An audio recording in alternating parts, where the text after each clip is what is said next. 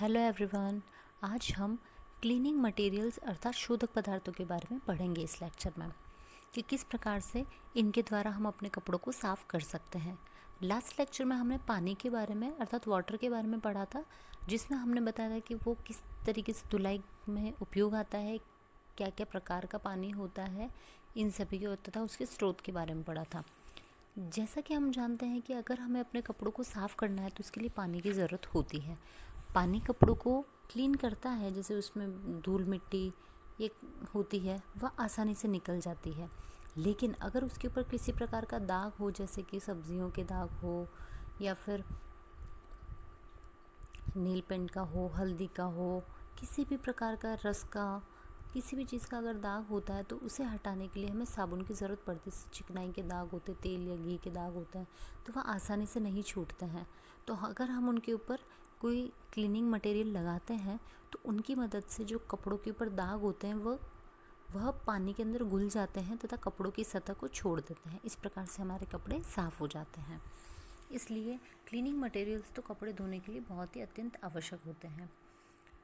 जो वस्त्रों की अच्छी धुलाई के लिए जो शोधक पदार्थों में निम्नलिखित गुण होने चाहिए, जैसे एक तो शोधक पदार्थों में वस्त्र को स्वच्छ करने की क्षमता हो, वस्त्र के रेशों की रचना, आकार तथा संगठन को ये हानि नहीं पहुंचाए अर्थात हमारे कपड़ों को खराब ना कराए, वस्त्र के रंग, चमक, आकर्षण, सौंदर्य, मजबूती को भी नुकसान ना पहुंचाए। इनकी गंदगी इस प्रकार से दूर करें कि वस्त्र को खंगालने या निचोड़ देने से वह गंदगी जल के साथ मिल जाती है। शोधक पदार्थ बहुत ज़्यादा खर्चीला या बहुत महंगा नहीं होना चाहिए। शोधक पदार्थों का उपयोग करना सरल, सहज तथा आसान हो। बहुत ऐसे भी नहीं हो कि जिनको यूज़ करना बहुत मुश्किल पड़ती हो और बहुत ही महंगे हो, तो वो कोई भी व्यक्ति अफोर्ड नहीं कर पाएगा। अब हम बात करेंगे साबुन के बारे में। जैसा कि हमें पता है कि हमारे कपड़े धोने के लिए हमें पानी के साथ साथ क्लीनिंग मटेरियल या सोप्स की ज़रूरत होती है, इसलिए साबुन सबसे ज़्यादा इम्पॉर्टेंट होता है। जो साबुन की परिभाषा दी गई है वह है, वसी अम्लों के लवण को साबुन कहा जाता है अर्थात salts of fatty acids are called soaps. साबुन का जो निर्माण किया जाता है ये मुख्यतः क्षार एवं वसा या तेल इनको मिला करके किया जाता है। और वसा के लिए जो एनिमल या वेजिटेटिव जो फैट होता है उसका यूज़ किया जाता है, जैसे कि वनस्पति है या इनका या किसी प्रकार का ऑयल है उसका यूज़ किया जाता है। साबुन के अगर कॉम्पोजिशन की बात की जाए तो साबुन के निर्माण में मुख्यतः वसा और क्षार ये दोनों चीज़ें होती है। इसके अलावा जैसे इसमें फ्रेंच चॉक है, सोप स्टोन है, स्टार्च है, सोडियम सिलिकेट है, नमक है, रेजिन है, इन सब का भी उपयोग किया जाता है। बेसिकली जो सोप होती है वो तो वसा और क्षार से ही बनती है, लेकिन उसकी मात्रा बढ़ाने के लिए उसे ठोस करने अथवा भराव की वजह से बाकी के अन्य पदार्थों का इस्तेमाल किया जाता है। अच्छा, अब हम बात करेंगे कि साबुन के निर्माण में कौन कौन से पदार्थ इस्तेमाल किए जाते हैं। जैसे पहला है एल्कली क्षार। साबुन के निर्माण में क्षार बहुत ही महत्वपूर्ण होता है। इसके लिए मुख्य रूप से या सबसे ज़्यादातर हम सोडियम हाइड्रोक्साइड का यूज़ किया जाता है। ठीक है, ये बाजार में जैसे आपको पपड़ी के रूप में, ब्लॉक्स के रूप में या लिक्विड स्टेट में किसी भी फॉर्म में मिल सकता है। ठीक है, यदि साबुन को नरम या ज़्यादा प्रभावशाली बनाना होता है तो हम इसके अंदर कास्टिक पोटाश का यूज़ करते हैं। इससे साबुन सॉफ्ट भी बनता है, पानी के अंदर अच्छे से घुल करके झाग भी दे देता है और इसकी जो क्लीनिंग प्रॉपर्टी होती है वो भी बहुत अच्छी होती है। सेकंड है फैट या वसा। साबुन बनाने में जंतु या वनस्पति दोनों ही स्रोतों से प्राप्त वसा का उपयोग किया जा सकता है। तेलों के जैसे अंदर जैसे ग्रीस है, ऑलिन है, स्टीरिन है, पामिटिन आदि साबुन बनाने में यूज़ किए जाने वाले वसी पदार्थ हैं। और वनस्पति अगर तेलों की अगर हम बात करें तो उसमें जैसे नारियल का तेल है, कपास या बिनौले का तेल है, महुआ, जैतून, ताड़, सोयाबीन, कैस्टर, मूंगफली, इन सब का जो ऑयल होता है उसका भी इसमें यूज़ किया जा सकता है। कई बार जो सोप्स होता है ना उसमें पैराफिन का भी यूज़ किया जाता है। पैराफिन एक प्रकार की मोम होती है जो कि कपड़ों में साफ या स्वच्छता का गुण जो होता है उसको बढ़ाने का काम करती है और जो कपड़ों के ऊपर चिपकी हुई जितनी भी मैल, चिकनाई, गंदगी होती है उनको भी अच्छे से साफ कर देती है। अब देखिए, ये तो दो मुख्य रूप से दो पदार्थ जिनका उपयोग किया जाता है। इसके अलावा साबुन के भराव के लिए, उसे ठोस बनाने या उसका वज़न बढ़ाने के लिए जिन पदार्थों का उपयोग किया जाता है वो है जैसे सोडियम सिलिकेट।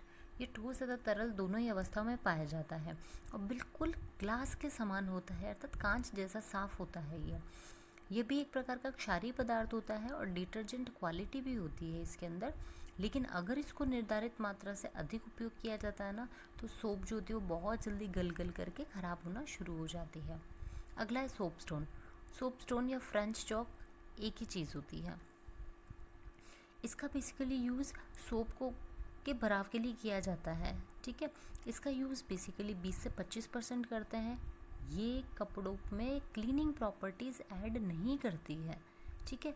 सिर्फ और सिर्फ इसका काम होता है कि साबुन की मात्रा बढ़ा दी जाए या साबुन का वज़न बढ़ा दे, ताकि जो सोप बनाने वाली फैक्ट्रीज होती है उनको फ़ायदा होता है, क्योंकि उसमें खर्चा कम लगता है इसलिए। नेक्स्ट है स्टार्च। स्टार्च का यूज़ भी साबुन की बनाने में किया जाता है। सिर्फ 2 to 4% इसका यूज़ किया जाता है, ताकि इसके अंदर थोड़ा सा कड़कपन लाया जा सके, अथवा साबुन बहुत ही नरम बनती है। अगर इसकी बहुत ही ज़्यादा अधिक मात्रा मिला देंगे ना, तो साबुन बिल्कुल कठोर हो जाता है, और कठोर साबुन जो होगा न तो पानी के अंदर जल्दी से घुलता है, ना ही झाग देता है, और ना ही अच्छी क्लीनिंग प्रॉपर्टीज़ इसकी होती है। बेसिकली स्टार्च के लिए इसमें मैदा या बेसन का यूज़ किया जाता है। नेक्स्ट है मोम। साबुन के निर्माण में कभी कभी मोम को भी मिला देते हैं, ठीक है। इसमें कोई क्लीनिंग प्रॉपर्टी नहीं होती है, ये जो सोप का स्ट्रक्चर होता है उसको मेंटेन करने का काम करता है, और इसे ऐड करने से जो सोप की जो प्राइसिंग होती है वो भी कम हो जाती है। नेक्स्ट है रेजिन।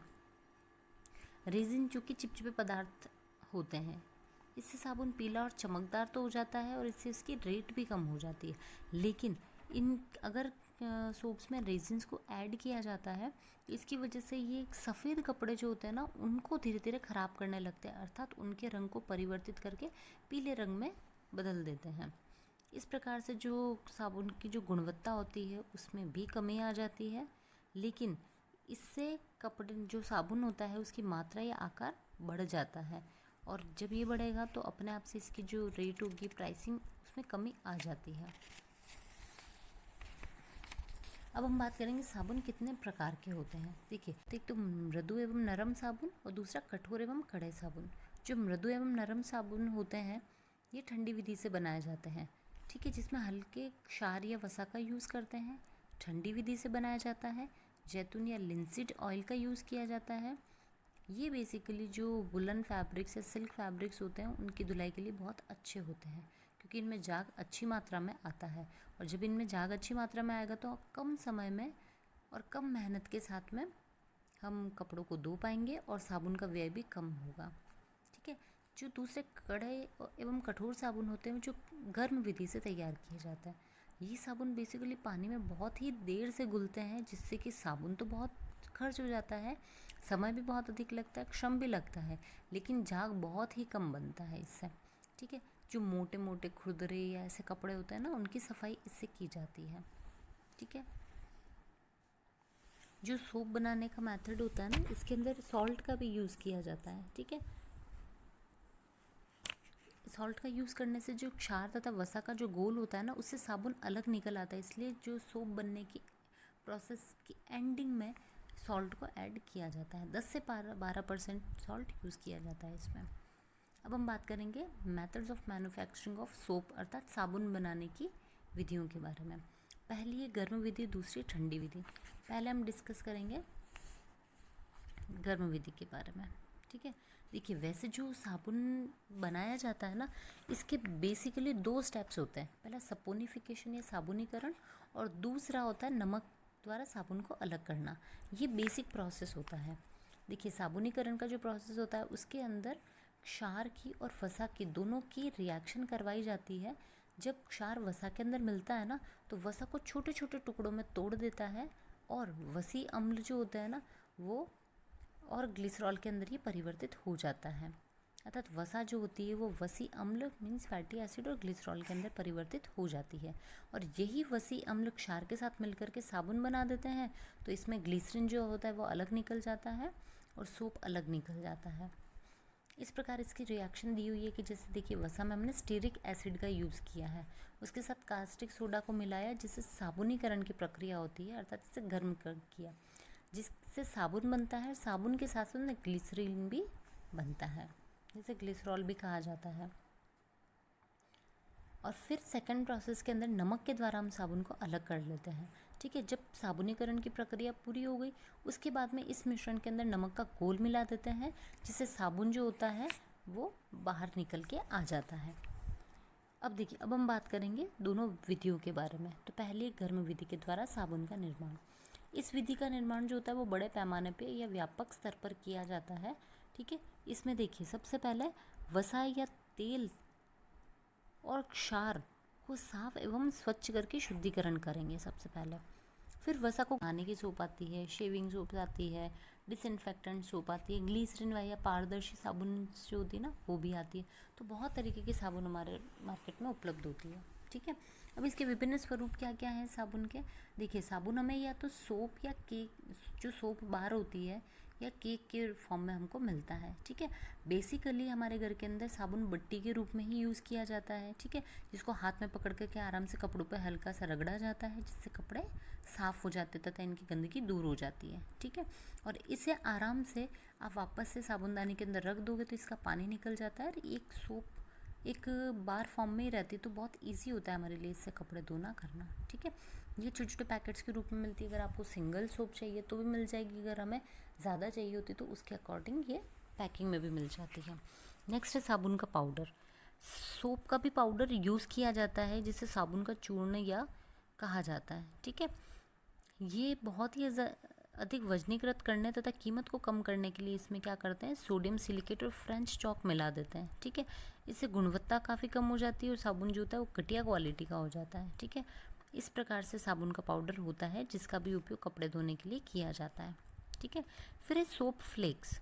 साबुन जो होते हैं इनको फ्लेक्स के रूप में भी बनाया जाता है। ठीक है, इसमें हल्के वसा और हल्के क्षार का उपयोग किया जाता है, और ये धुलाई की दृष्टि से काफ़ी अच्छा होता है और बहुत ही प्रभावशाली होता है।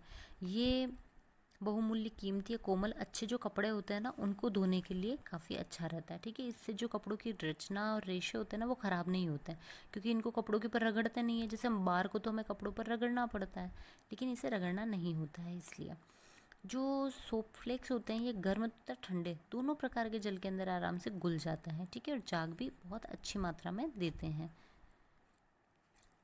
नेक्स्ट है सोप सॉल्यूशन। साबुन के घोल का भी यूज़ किया जाता है आजकल।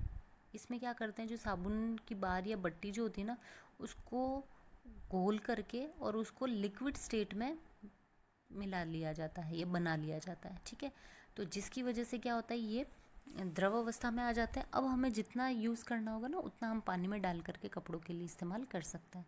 अगला है सॉल्वेंट सोप। ये साबुन ग्रीस गोलक में घोल करके बनाए जाते हैं। ठीक है, ये द्रव के रूप में मिलते हैं, इनमें भी क्षार की मात्रा काफ़ी कम होती है, और साथ ही हल्के क्षार का उपयोग भी करते हैं, तो ये भी काफ़ी प्रभावशाली और अच्छे होते हैं। ठीक है, लेकिन ये थोड़े से कॉस्टली आते हैं। ठीक है, और इनसे जो कलर्ड जो कपड़े होते हैं ना उनका रंग नहीं निकलने की भी गारंटी रहती है। ठीक है, और कपड़े काफ़ी लंबे समय तक काफ़ी अच्छे तरीके से बने हुए रहते हैं।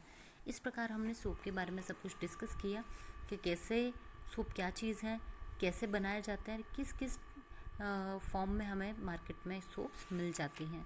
इसी के साथ हमारे टॉपिक ख़त्म होता है। Thank you.